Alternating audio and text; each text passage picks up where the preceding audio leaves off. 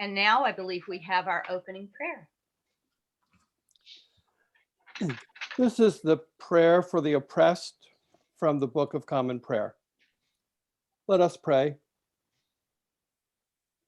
Look with pity, O Heavenly Father, upon the people in this land who live with injustice, terror, disease, and death as their constant companions. Have mercy upon us. Help us to eliminate our cruelty to these, our neighbors. Strengthen those who spend their lives establishing equal protection of the law and equal opportunities for all. And grant that every one of us may enjoy a fair portion of the riches of this land. Through Jesus Christ our Lord.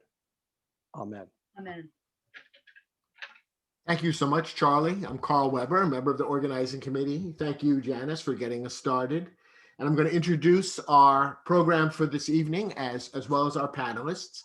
Our topic for tonight is researching our history, which has special relationship, of course, to our history around race, racial discrimination, racial justice and injustice, as well as the contributions that under-recognized and underappreciated populations have made to building our communities. In Repair, we've talked a lot about the history of race in the United States and learned a lot from one another and from guest speakers. Tonight, we're going to focus particularly on the history of Westchester in relation to race. And we have three wonderful panelists whom you'll meet in a moment who will be able to offer some remarkable insights into the value of that kind of history and what we can learn from it. There are a number of quotes that I was thinking about using, but one of our panelists recommended that James Baldwin on this topic, as on so many others, has offered some of the wisest words. And this is actually from an interview that he gave with Esquire magazine back in July 1968. A few of us are old enough to remember that was one of the years when the country felt almost as divided as it has felt in the last few years. And in that interview, James Baldwin commented, I think he was speaking to Americans of every background, "All that can save you now is your confrontation with your own history, which is not your past, but your present. Your history has led you to this moment, and you can only begin to change yourself by looking at what you are doing in the name of your history." So it's about the way our history has affected us and is affecting us to this day, the way it's affecting the decisions that we make, and it's about our attitude toward our history, what we think that history tells us, and what we do in the name of our history, sometimes wisely, often not so wisely. And I think by the end of this evening, we'll all have gained quite a bit of insight into how we can enter into a more fruitful and positive relationship with our history, rather than the fraught and negative relationship that we sometimes have. One of the reasons researching our own history is a very important topic for us is, as you know, Repair is sponsored by the Episcopal churches here in the Rivertowns, and the Episcopal Diocese of New York has made a special project of urging all of its parishes to research what they're calling the Black presence, which means to really delve deeply into the under-recognized truth of how much African Americans have contributed to and helped to shape and to build the communities that we live in, including our Episcopal parishes. And so they're asking all the parishes to mount programs to learn about this often neglected aspect of our history. And I think the different parishes are in very different places. Some have barely begun, which is true of my own church of St. Barnabas in Irvington. Others have delved deeply into this project. And a few of us from St. Barnabas actually attended a workshop given by the diocese this month, in which, among other things, they shared with us these guidelines that they're offering to parishes, which I think could apply equally well to communities or towns or villages that want to learn about their own racial history. The guidelines include: provide a public spiritual space for truth and truth-telling. Every story, whether a narrative or church history or an account of a person's life, supports the purpose by means of its verifiability. Each record is based on accessible primary sources. So it's very important that we deal with real history and not with sort of folk tales or the kinds of stories that we pass from generation to generation, sometimes because they're comfortable rather than necessarily true. Readers should be able to find and review for themselves the sources and evidence used in developing every story. And the sharing of the stories does not dictate how readers should respond to the stories we tell. The truth stands on its own without interpretation in the form of verifiable facts. So learning about what really happened is the necessary basis for us to figure out what it means for us and what we can learn from it and how we can benefit from it as we go forward. Those are some thoughts I wanted to share as we begin this evening.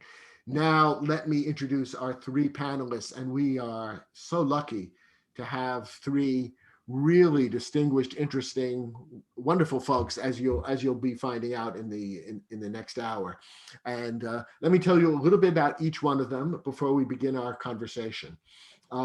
First, Joyce Sharrock Cole. She's a lifelong resident of the village of Ossining, who currently serves as the Ossining Village Historian. She's also a member of the Historic Preservation Commission on the boards of the Bethany Arts Community and the Ossining Historic Cemeteries Conservancy. She holds a BS in Organizational Management from Mercy College and certification as a genealogical researcher from Boston University. And her research led her to develop Discovering in Genealogy, DIG, and Discovering in Genealogy, Me, a program designed to promote self-discovery through genealogical research, which I gather is something that Joyce herself has personally experienced.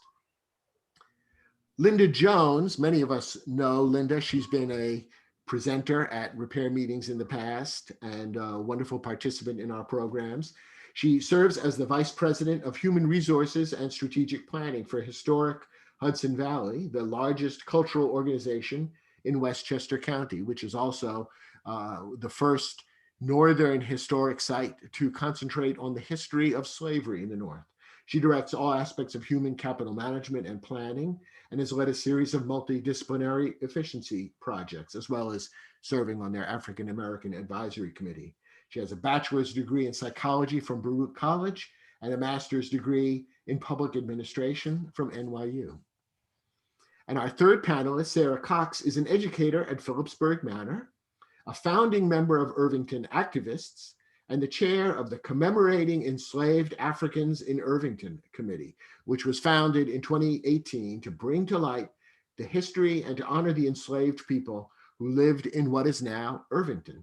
The work of this committee has included in-depth research, a journal article, public presentations, curriculum development with the Irvington schools, and most recently securing 2 village sites to commemorate these enslaved men, women, and children. So these are 3 really remarkable local historians who are going to share some wonderful stories with us. So thank you to them for joining us, and let's switch views here so that we can begin our conversation. Joyce, Lynda, and Sarah, have you all got your screens unmuted? Yes, we do.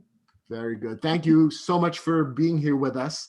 And there's so much that we could talk about, but I'd like to start with the most fundamental question, which is, why is understanding the racial histories of our communities so important, and important for all of us, no matter what our personal backgrounds may be? And I know all 3 of you have some fascinating thoughts to share in response to that question of the importance, but arbitrarily, let's start with Joyce. Would you care to share your reactions to that question? Sure. So good evening, everyone. It is important, and especially as I was researching for Black History Month, we need empathy in this world. This world has none, absolutely none at this time. And we need to learn our history so we can understand where we are as a community, where we are as a country. And like I tell the kids, they're like, history is repeating itself. They're like, no, it's not. I'm like, you would never know because you didn't know what happened in the first place. So it's important that we are understanding the plights of other people because, people are saying, why are you so angry? What is this all about? Or slavery happened so long ago. We're still suffering from it, and it's not that far from us. So we need to understand historically what happened and why we are where we are right now. And the only way to do that is learn what happened in the past in order to heal where we are currently. The only way to heal is to go back and figure out what happened and start to mend from there, because we've been putting band-aids on a big, big gash. So we need to bring that history open and tell the truth. And that's how we're going to heal. So that's why it's important for us to know. We have to know how that wound happened in the first place before we Absolutely. can apply the proper medicine. Eh? Yes. Yeah. Thank you, Lynda. What comes to your mind when I ask that question about the importance of understanding our history? Well, first I want to thank Carl and the Repair team for inviting me to participate. This is a group I'm very fond of. I've been to lots of meetings and I appreciate the opportunity tonight. I also appreciate being on this panel with my colleagues, Joyce and Sarah. They are both very tough acts for me to follow, so be kind to me. We need to better understand how we arrived at this place at this time. The unrest we're experiencing now is not new, and it's not a matter of accident. And I agree wholeheartedly with Joyce when she focuses on empathy. But for those who are not willing to take the time to learn the history, to understand how we arrived here, I think perhaps more practical terms might be more effective. And I'm thinking about the work that Heather McGee has done. She's an economist and author. And in her book, The Sum of Us, she speaks almost directly to this question. And she talks about how much we all suffer and how much we all pay for the ills of racism in America. One of her chapters is titled Racism Drained the Pool. And she speaks about prior to the enactment of desegregation laws, there was great investment in public projects across the country, including the development of community swimming pools. More specifically, white-only public swimming pools. So once the desegregation laws were passed, the public pools were then opened by law to everyone, to all citizens. However, rather than allow Blacks to use the pool, the community leaders decided that they'd rather drain the pools and close them. And this happened, at various places across the country. And so with the exception of those who had access to private pools, no one benefited and lots of people lost out. And she argues that this drained pool politics is alive and well in 2021 and continues to impede economic progress. She also speaks to what she describes as a solidarity dividend, which is what we all gain when we capitalize on our collective talent and resources for the greater good. So if you don't care about the history, you don't care what happened to different communities, the last 400 years and why we look the way we look as a country, then just focus on what you lose because of racism in America. And maybe that's a way to capture the attention of some who are not in the same places that we all are who are on this call tonight. Wow. Thank you so much, Lynda. That's brilliant. Sarah, anything you'd like to add? Well, yes, thank you very much. And thanks so much for having me on this panel. I agree with my colleagues here that if we can't learn and don't want to learn patterns of oppression and exclusion, how will we ever recognize a pattern when it hits us square between the eyes? And how are we going to all stand together and help our Black American friends and family combat a pattern that it's a little trickier now? These patterns are not quite as overt in some cases as they were during, let's say, Jim Crow era. None of us are blamed for what happened during slavery, or we're all slightly too young to be blamed for Jim Crow, but it doesn't mean that we all don't bear the responsibility of making up for lost time, lost wages, lost wealth, and lost opportunities for Black Americans. In all the times that I make presentations and speak with my friends, a dear friend or two will usually come up to me and say, you know, my immigrant family came here with nothing. And not only that, we pulled ourselves up by our bootstraps. So look at us now. And I say, well, that's great, but you didn't really pull yourself up by your bootstraps. Your family didn't. The government was in there full stop with you. The GI Bill helped white Americans go to college, buy houses. The GI Bill essentially excluded Black veterans from doing the very same thing, since it was administered by the states. So you can imagine the southern states during Jim Crow allowed for no opportunity for Black people. So it is a way for a community to try to understand different points of view and looking at these patterns. Wow, thank you very much. All three such eloquent answers. So let's say I'm convinced now. Oh, and by the way, before I go into my next question, a reminder to everyone in the room, please do, as questions or comments arise in your mind, please do type them into the chat box at the bottom of your screen. Ginny Lachlan from our organizing committee will be monitoring all of those. And in a little while, we'll have a Q&A section when she will select from those to have our panelists answer. But so I'm convinced now that it is important for me. You know, I'm not Black, but okay, I need to understand our racial history. As the three of you have delved into learning about the racial stories of Westchester County and our communities, what are some of the unexpected things that you've learned? What can you share with us that perhaps we haven't learned in school? Lynda, I'll pick on you to start the ball rolling with this one. Sure. Well, I grew up in New York City, but I've been in Westchester about 26 years now. And I would say that everything I've learned about race in America has been surprising. And unfortunately, I continue to be surprised almost daily.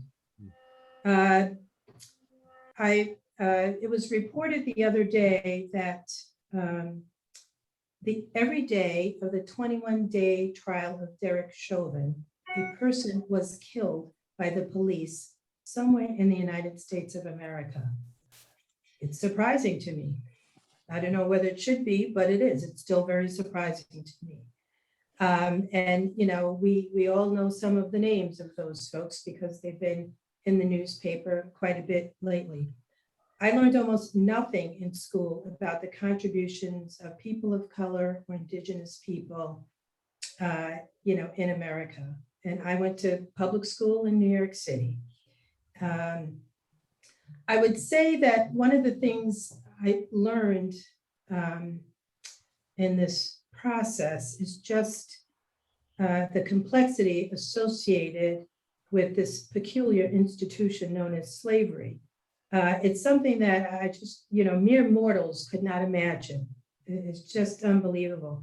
And this is my first plug for Historic Hudson Valley interactive documentary, People Not Property, because I think if you go there, there's a story about Joan and John Jackson that is just heartbreaking and at the same time uplifting, because it talks about the story of this family. And one of the scholars in the piece refers to John Jackson as a great American hero because of how persistent he was in the fight to reunite his family and to gain freedom from members of his family, his children and his wife. And these are stories that are never told in school. So I think it's all of those things is why don't we learn any of these positive stories in school? And when you have the opportunity to spend some time with the stories, because there are plenty of them, they're really eye openers, and you realize that the strength that lots of people had to draw on to survive another day. And I just think those are the stories that are important to tell, and that we need to hear more of those stories. Sarah, what comes to mind when I ask you this question? Well, let's see. I've spent about 20 years almost at Philipsburg Manor. I can hardly remember a time now when I didn't know and was completely immersed in the history of slavery in the North. But when my colleague, Kathy Sears, and I began doing the deep research into Irvington's history, we were shocked to find out that in 1790, for instance, half of our 13 founding families were enslavers. And one day we were driving home together and looked up at the street signs and said, oh my gosh, half of our street signs are named after enslavers. So until your eyes are really wide open, you just can't believe all around you where you'll see evidence of a time when enslaver and enslaved alike in a close-knit community like Irvington would have been rubbing elbows. It's hard to fathom. Thank you. Joyce, what about you? Two things. One, locally in Ossining, was I would hear from a lot of elders, well, I thought the Black community came here to be closer to the prison because they were here to be with their incarcerated family. And I just my head wanted to pop off. And that is one of the reasons why I did the Black History exhibit, because there was no room for anger. There was just room for action. So tell us a moment about, for those who don't know, tell us, just take a minute to tell us about that exhibit that you mounted in Ossining. Okay, so at Bethany Arts Community for Black History Month, I became historian of Ossining, just a little background, in July of last year. And it was just in the middle of all the unrest with George Floyd. And a lot of the ask that I had immediately was, tell us about the Black community of Ossining. So there was nothing written down. There was absolutely nothing written down. So I had to start from scratch. And when I started to really have people come up to me, non-Black people, and say, well, I thought you guys were here for the prison. Everybody needed an education. Black people needed to see themselves in a different light, and non-Black people needed to see who we really were and why we're here. So I decided to do an exhibit, 7 rooms filled of Black history, starting at slavery here in Ossining. And then you walk through up until now. The first room was slavery, then the first settlers, all the way to the first Black of anything that ever happened in Ossining, the first Black person that did it. And it was really eye-opening, and the community responded really well to it, Black and white.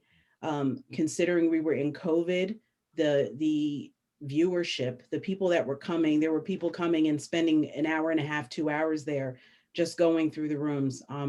So it was incredible work that was necessary, because getting to your point about things I found out is I realized that people really thought that there was no slavery in the North. They really thought that this was in the South only, and they didn't know how much the North benefited from the institution of slavery. So that was one of the first things. And the kids, just how the kids are affected, how people, and it wasn't just kids, some elders, how you're affected by not seeing yourself represented in history, and what that does to you when you don't see yourself in the course of history in a positive light, and how people perceive you. So perception really stood out to me, how people were perceiving us as Black people and how we thought about ourselves. That exhibit was transformative for a lot of people. That's fantastic. And I think you're going to be remounting a version of it next year for those of us who missed it. Oh yeah, it's going to be a bigger one. It really did quite well. That's great. That's good news for all of us. Okay, I want to move on, and I'm going to take the next 2 questions that I had kind of drafted and maybe combine them into one, because I think many of us here who are in your audience, our curiosity has been piqued about what has gone on racially in our own communities over the centuries since the first Europeans came to this soil. And for some of us, maybe we've begun doing a little bit of research, digging a little bit into local sources, but many of us don't really know where to begin.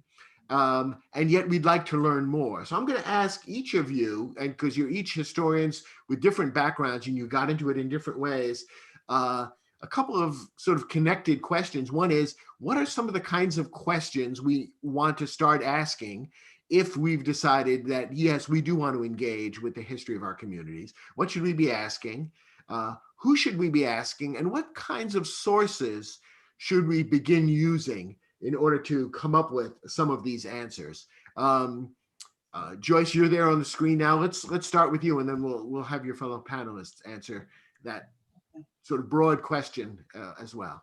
Sure. So I research everything through a genealogist lens. So the first source I'm going to say is your elders. You're going to look for the oldest people in your community. The oldest, if you're looking for Black people, you're looking for the oldest Black people. You're going to sit down, you're going to just listen to those 4-hour stories, because I'm going to tell you some jewels come out of those 4-hour stories, and you're going to record it. And the best tool I've had was the newspaper. The newspaper reported beautifully. In the 20s and 30s, there was no TV that was, as much as we have now. So everything went through the newspaper. So you can just do a search and put the words that are for that time. Don't be afraid of the terminology. Put in Negro, put in, Black. You're going to put in all of that stuff, and you're going to see some things just pop up. So what you do is you take the first article you find that talks about a Negro in an event, and then you start to fact check it. You're going to get names of people in your community. Then you're going to start looking into those families and start talking to people. And that's how you build the story, get some narratives from people that actually experienced what was going on. Because like we said, it's not that far away from us. And so between the newspaper and actual people, you're going to find a lot. And if you're going really far back, the census is an amazing resource. You can build a whole community. So what I did for Ossining was I took one census. There, we were farm town, so there wasn't that many people. And you just take the whole census for whatever that decade, that 10-year you're looking at, and just go through with the fine-tooth comb and start to build your demographic. How many Black people were living here? What were the surnames? What surnames are still in my community? And that's how you start. You started, a quick follow-up, you started by mentioning local newspapers. Are most of those archived online now? There is a wonderful, wonderful website called fultonhistory.com. And if you can figure out that search engine, if anybody reaches out to me later and they have, you just need to be up all night, because once you're in, you're not coming out. So when you go in there, this gentleman took a lot of old New York papers and he scanned them. And there's so much there, so much there. Very interesting. Sarah, what about you? I also love the newspapers. I went through a website called, Hudson Valley Historic Newspapers, and our Irvington Public Library actually digitalized all of our Irvington Gazettes. And it's just exactly as Joyce says, once you get going, there is no pulling back. And what's so cool is that you're actually hearing the voice of somebody from 1918 tell a story. You can't be shy about putting in the phrases. It's shocking, but you can't be shy. I was also thinking about this question on a slightly different realm, because there is not a Black presence in Irvington. So I think there are questions that have to be asked about that. The questions might be, why is this so? What happens if a family of color wants to move to Irvington, wants to work in Irvington? We know about historic housing discrimination. It's well documented, but are there any truly affordable housing units? Are the trustees working towards amending zoning rules to make that option? What is the racial makeup of the police, the school district, the village government, the parks and recreation, the sanitation? And if it's not what you like, well, what are the recruitment issues? You have to keep going to the town meetings. You have to keep asking these questions. And the biggest question is your village, is your town a welcoming community? I think that's a big question that you have to ask. Yeah. So some of the questions really extend or connect past history with present practice and where we're going in the future, which is, one of the important topics that I was hoping we'd touch on, and you've made that connection already, and I thank you for that. So Lynda, at Historic Hudson Valley, you all have access to some of the leading historians in the country.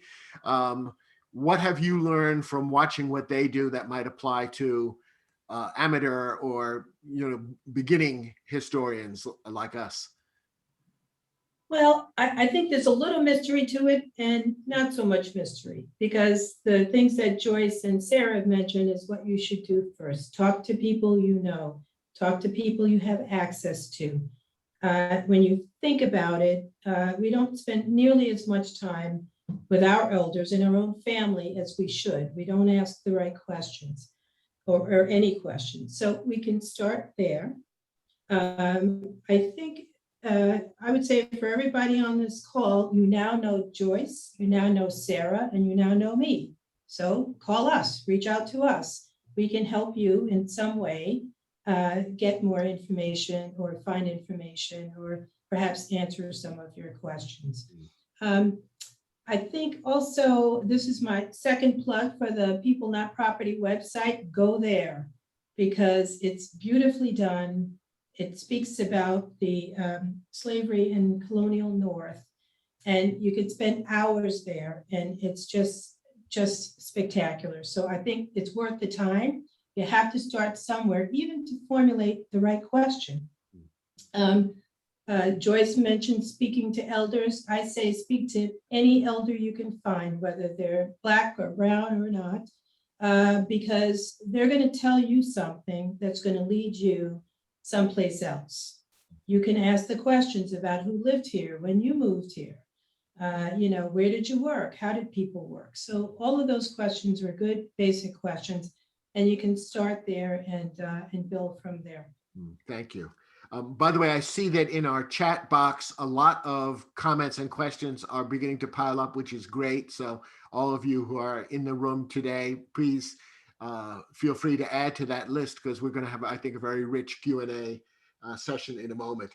I want to now move toward an even more sensitive aspect of this topic, because we've already started to talk about some things that people might find a little bit sensitive. But one of the things that I'm sure must have come up in your work is something that I think about and worry about when I think about my own community and my own parish. As I mentioned, at St. Barnabas in Irvington, we're just now beginning the process of investigating our own racial story in what is today a very white community. And yet we know that slavery and the legacy of slavery have affected us as they've affected all Americans. And we're determined to uncover that story. By the same token, I wouldn't be surprised if some members of our parish end up feeling a little uncomfortable about having to delve into that and may wonder why we're doing it. And so we're kind of planning and expecting that we will run up against some pushback when we begin to present our work to the fellow members of our parish. So I want to ask the three of you about what kinds of reactions and responses you've encountered in your years of being local historians, delving into some topic areas that people maybe are not eager to hear more about, and whether you've come up with any good ways of responding to difficult conversations that might arise around these topics. I don't know. Let's start with you, Lynda. You're on my screen right now. Well, challenging, right? So, every family has secrets. You may not know them all, but you have them. They're somewhere in the recesses of your family history. But we can't let those family secrets become obstacles in our effort to move forward. We need to really focus on the issues at hand, what we're all facing with now. I think about, how painful the secrets may be, but I think what's more painful than what we're experiencing right now? I mean, this is just crushing for America.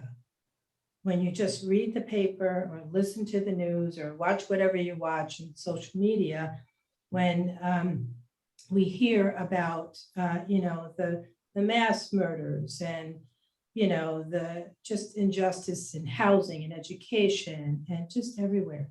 So I think that's far more painful than any family secret from, 250 years ago. You don't have to be proud of every aspect of your history, but it's important to understand it.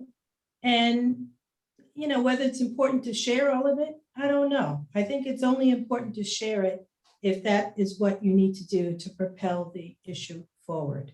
Otherwise, keep your secret, but we need to focus on the work at hand, and we need to move forward. I think about, all the experiences, activities rather, that happened in 2020 that really exposed America and all of its, warts, right? And with the January 6th insurrection, and people say, oh my gosh, this is not America. This is not who we are. I say it's absolutely who we are. And until we can get to that point and acknowledge that, we're going to be at January 6th over and over and over again. We witnessed protests across the country, protests across the world. And so the protests and the fact that so many different people in different ages came out to talk about the injustices gives me hope. But as I say to people at work, hope is not a plan. We need a plan to guide us forward. I think I found in this journey, it's sometimes challenging to respond to people who, say things like the person said to Joyce, I thought all the Black people were up here because it was close to the prison. That almost made my head fall off too, Joyce. But, they'll say things like, well, look, you had a Black president. What more do you want? And I think that's when you have to step back and realize you really need to play the long game here, right? Because you have a lot of work to do with a lot of people. And some of those people are well-meaning, but they just don't get it. They need to be enlightened. And that's part of our job every single day, to be more of an upstander, right? When you hear things like that, it's a teaching moment. It's a learning opportunity. How do you turn that around and plant a seed for that individual? And I think that's the work that all of us have to focus on. Yeah. Thank you. Very well said. Joyce, what's your response to this question? Some challenges, some things that have been said to me. Two things come to mind. The first one was, the Holocaust was horrible too. And I was like, okay, so this is how I'm gonna to talk about this one. I said, we have some different things going on here. I said, it was absolutely horrible, but this is the difference. I learned in school about the Holocaust. I watched Schindler's List. They had people come in and talk about it. And I said, I learned it. I learned to really be very upset about it. I knew the players. I knew what was happening. I said, I don't know anything about American slavery. I said, the best way I can say it is we need to, when we're home, we want to keep our house in order, right? Our parents say, no one can come in this house, so the house is clean. Don't bring your friends in here, So we need to clean our house. Our house is a mess. Our house is not in order. American slavery is American history that happened here. We need to address what's happening here. We need to learn world history. That's where the empathy comes in. We do need to know about how the Holocaust survivors, what happened during the Holocaust. We do need to know what happened to Irish people with the famine, the Irish potato famine and coming. We need to learn all of that, but we need to get our house in order. This is American history. It happened right here. It was what made America. So that's how I address that person is we just need to get our house in order first. But I did learn about the Holocaust, and I'm not taking anything away from it because it was horrible. I said, but we do need to address what's happening in our house. And then the second thing I got was, my Irish family were slaves too. I said, so this could have been addressed in school if we learned it properly, between the difference between chattel slavery and indentured servitude. You had recourse as an indentured servant. It was a contract. You were able to get out of it. You can actually go take them to court, for the most part, and you had some recourse if things weren't right and there was an end. And you came here on your own for a better life. I said the difference between immigration and hostage is it's a big difference. And we need to understand that. So when I tell people, they're like, we're all immigrants. I said, no, Black people were hostages. Immigrants came here on their own. They wanted a better life. They came here, but the formerly enslaved Africans were hostages. That's the difference. Yeah, good. Some good answers there. Yeah. Sarah, now I'll put you on the spot, and I'll come right out and ask. So, you're a white woman. Do you ever have people wondering why it's so important for you to uncover the history of enslavement in Irvington and in Westchester? Why you care so much? Yes, I do have that. And, I have a lot of friends then who might confide in me too, in a way that they might not sort of confide with Black friends and Black neighbors. And it's an opportunity to really be able to speak honestly and try to hold these conversations. I have learned just in our work with the Irvington Activists of trying to open up Matheson Park, which is here in Irvington, to open it to the public, to lift the residents only ban, that a huge pushback was based on fear. So it's a human emotion. It's something that exists when you don't know about something, you fear it. Lots of people do. But once folks sort of begin to understand the past, then they begin to recognize that much of what they fear is sort of based on old tropes, based on stereotypes. I have to give a shout out to my Mayor Brian Smith. I think he's an amazing mayor, and I think even more amazing since just a couple of days ago, he wrote a letter to our entire community, sort of expressing his feelings about opening up the park, and he was very honest about it was controversial, so he was remarking on it, and at the very end, what he said was profound. He invited anybody to come talk to him about their fear. So he didn't use the word, come talk to me about your issues, come talk to me about your opposition. It was the fear. And that's really where the needle is going to be moved, these one-on-one, face-to-face conversations. I'm thrilled as anything to be on this panel, and a panel has a great place too.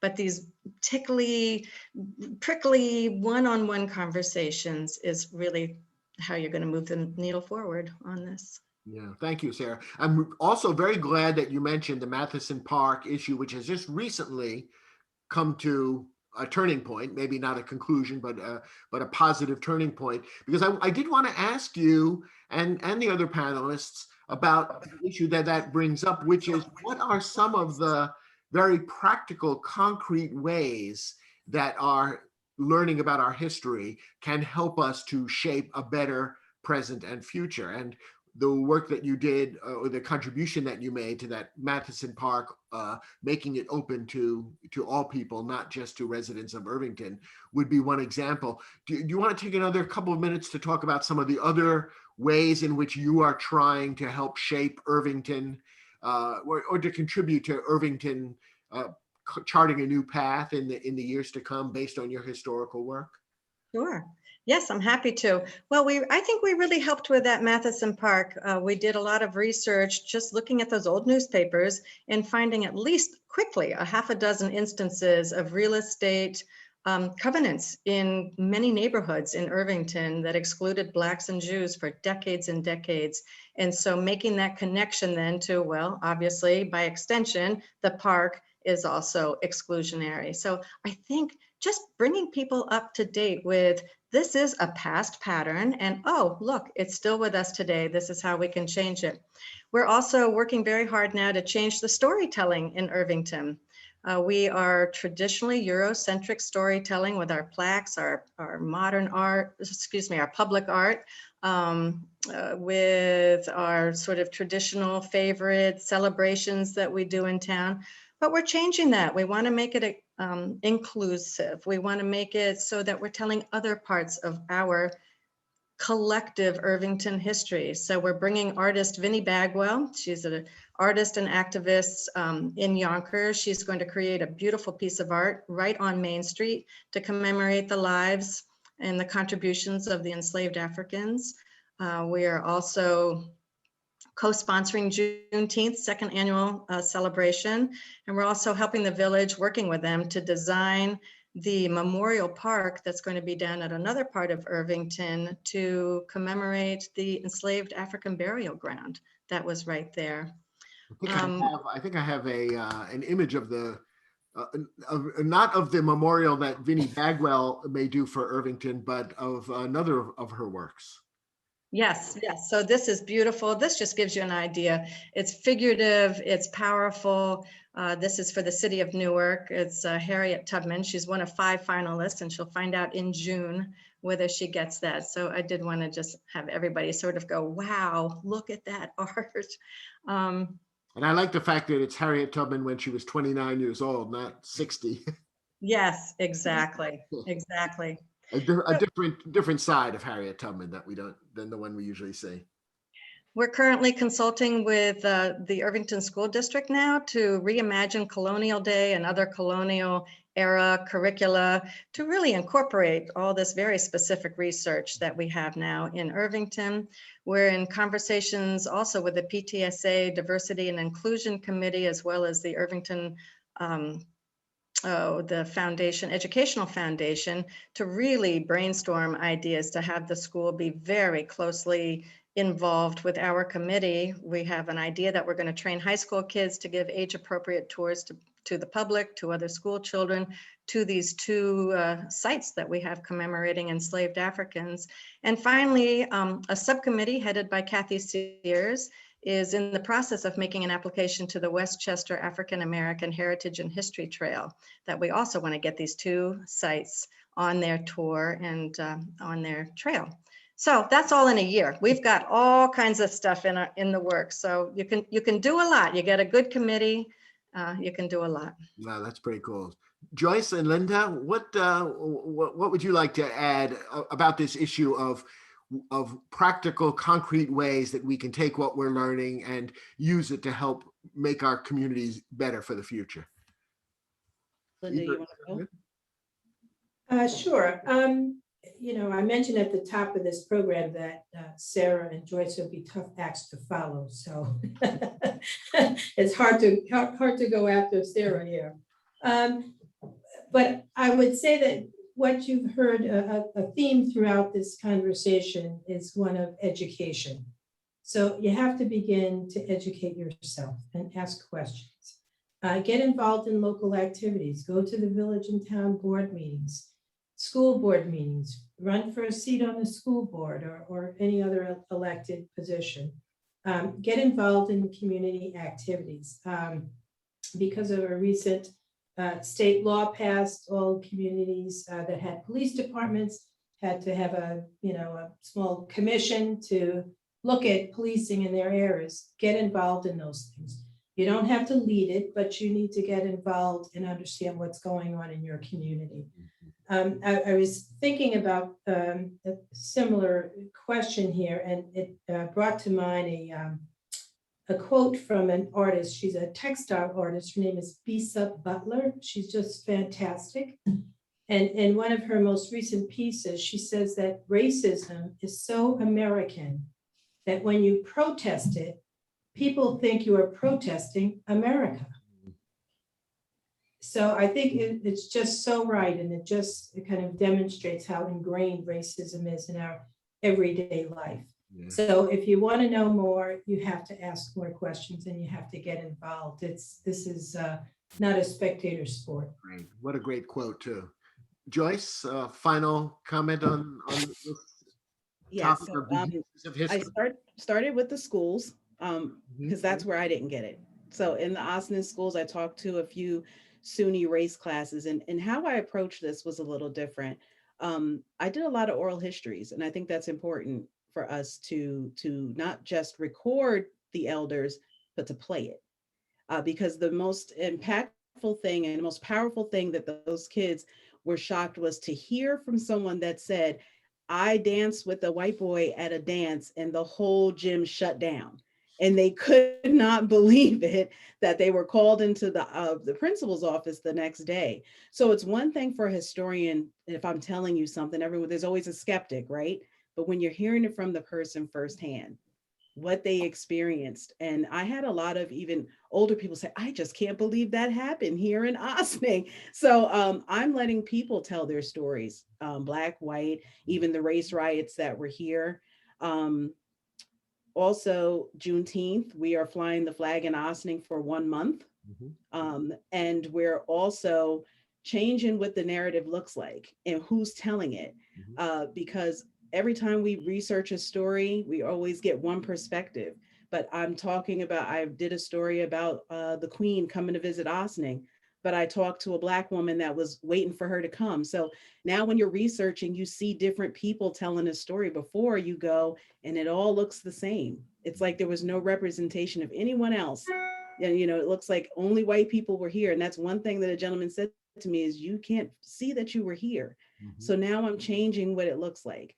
And currently, I'm also doing the Ossining COVID project, where I'm asking the community to submit their stories. So in 10 years, not just Black people, Spanish people, Asian people, you have a chance to write in to our current history. So your kids and your grandkids see themselves in the course of history. Wow. It's important that we see ourselves. Yeah, that's great. Simple stuff, but really, really powerful. So thank you so much to all three of you panelists. Those answers that you gave to those questions were amazing and wonderful. And I'm so glad that we've recorded them. I'm going to be turning off our recording now.